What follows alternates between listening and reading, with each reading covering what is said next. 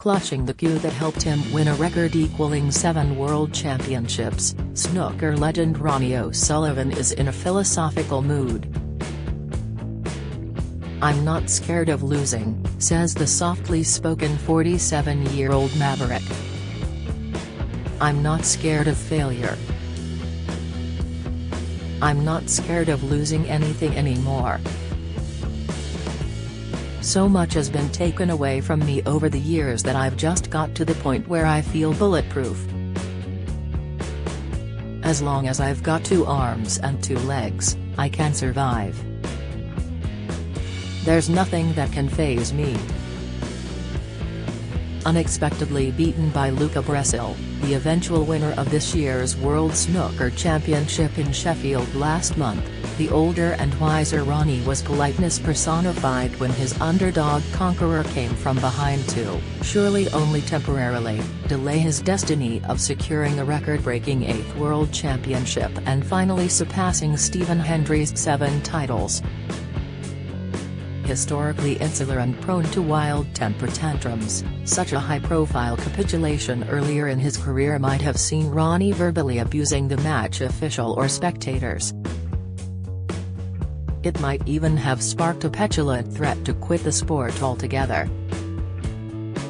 But this time, the man who still holds the world record for the fastest televised maximum 147 break in history, 5 minutes and 8 seconds, magnanimously described his unstoppable Belgian opponent as probably the most talented player I've ever seen. O'Sullivan sets out retirement plan and admits behaviour-blighted career. Latest, brought up on the border between Essex and East London, Ronnie honed his early snooker promise while his father Ronnie Sr., Big Ron's the name, Porn's the game, ran a string of sex shops in Soho, central London. The future snooker star made his first century break aged just 10, won the British Under-16 Championship at 13, and 2 years later had secured his first 147. A year after that, at 16, he turned professional. And then his world fell apart. In early 1992, a row outside a King's Road nightclub in West London ended with a man being stabbed to death with a 6-inch hunting knife. Ronnie's father was found guilty of murder and sentenced to 20 years in prison, leaving his mum reluctantly in charge of the family pornography business and their son suddenly rudderless. "After the initial shock, I realized that even if he was a saint in prison, I'd be 36 when he came out," says Ronnie, who details his traumatic past in vivid detail in his new autobiography, Unbreakable.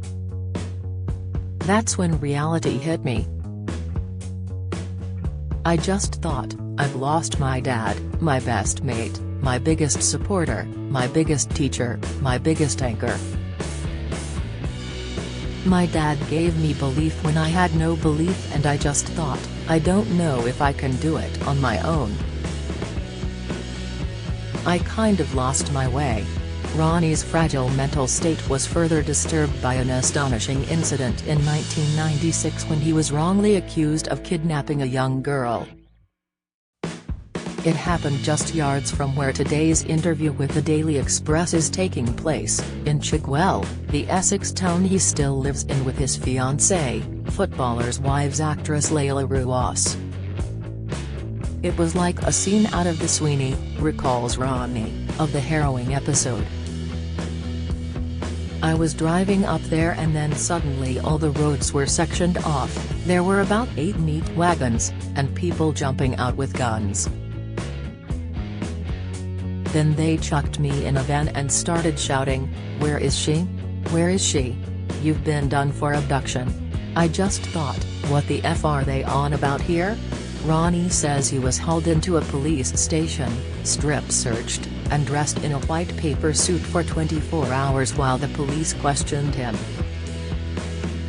Eventually, when the forensics gave them no alternative, after they processed the samples from my car, they admitted they'd got it wrong and dropped all charges, he remembers. But when you were smoking as much weed as I was at that time, it certainly didn't help with my paranoia." Months later, Ronnie's situation became even more precarious when his Italian-born mother Maria was sent to prison for tax evasion, leaving him in sole charge of his 12-year-old sister Danielle and ill-equipped to cope. Fueled by relentless partying and a diet of McDonald's, takeaways, Smirnoff vodka and increasing quantities of cannabis, his weight ballooned to 16 stone as he sought solace in hedonistic oblivion. 6 months later, his sister moved out to live with the family of her mum's best friend, leaving a relieved but unraveling Ronnie free to focus on his own self-destruction. Big nights became big weekends, which became big weeks, with Ronnie's alcoholic and narcotic overindulgence spiraling further and further out of control between snooker tournaments, eventually hitting rock bottom during an extended drink and drugs binge in Holland. After 72 hours without sleep, doing all the things you can do in Holland, pretty much interrupted, he found himself wired and paranoid in a room full of total strangers, fearing for his very existence. "At that moment I genuinely thought I was going to die," he recalls. "But then I thought, I don't want to die here. I felt fat. I felt lost. I felt suicidal. I felt like I just didn't want to be here anymore." It was a lonely, horrible existence, and during those 7 years of benders and blackouts, I did a lot of damage. I've been in a rebuilding process ever since, but one thing it gave me was perspective. Because of everything that happened, I'm so much more grateful for where I am now, and I don't take anything for granted. I could have been one of those young talented guys that die aged 27 or 28. You hear about those geniuses that die young, and I could easily have been one of them. Salvation eventually arrived through a combination of addiction therapy and a growing obsession with running, a physical and meditative pursuit he still practices daily.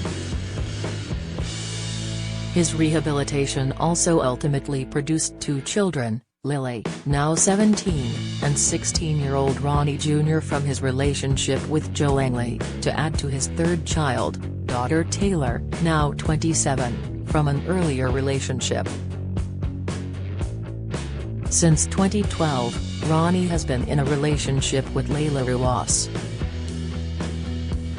The couple split temporarily in early 2022, but are now very much back together, although wedding preparations may have to wait a little longer. "We're engaged. We're a proper couple," Ronnie explains. "We're pretty much down the middle with everything, and I suppose, at some point, we'll have to do the business. There is an element of if it ain't broke, don't fix it, however." Layla has pointed out to Ronnie that some couples are happily together for 10 years before they get married and then split up immediately after the wedding. "So maybe we should just stay how we are. Why rock the boat?" says Ronnie, who explains how the combination of his spontaneity and Layla's calm is an irresistible concoction. "We're a great team. She lets me do my thing and I let her do hers, and we're both happy. She's very, very understanding. She's not as emotional or up and down as I am. It's like having goalkeeper David Seaman at home, safe pair of hands. She's got everything under control." Whether Ronnie eventually surpasses Stephen Hendry to become the undisputed greatest snooker player of all time remains to be seen. But what about life after snooker? Ronnie certainly isn't scared of the looming void. "I've got plenty to keep me busy," he insists. "I might create my own senior snooker tour. I buy and sell art and I've had a property business for 30 years. At one point he even considered investing in care homes for the elderly. But I was worried I might blow the lot if it didn't work out.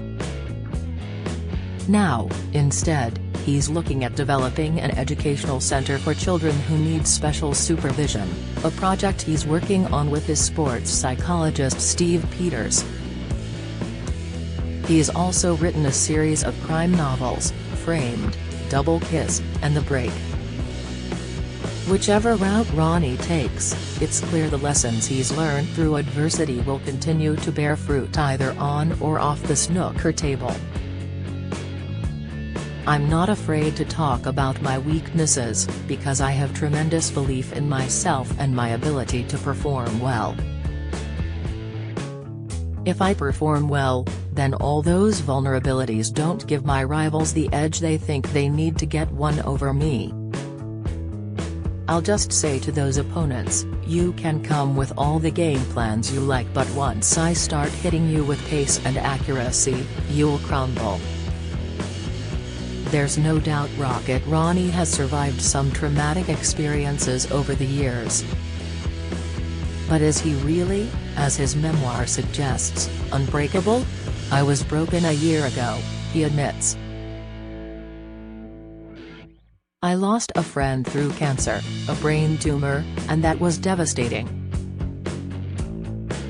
And I could get some news about my family or my kids, something bad, and that could break me. If something happened to my children or someone I loved, and I don't want to put a kiss of death on it, then of course there are some things that could break me.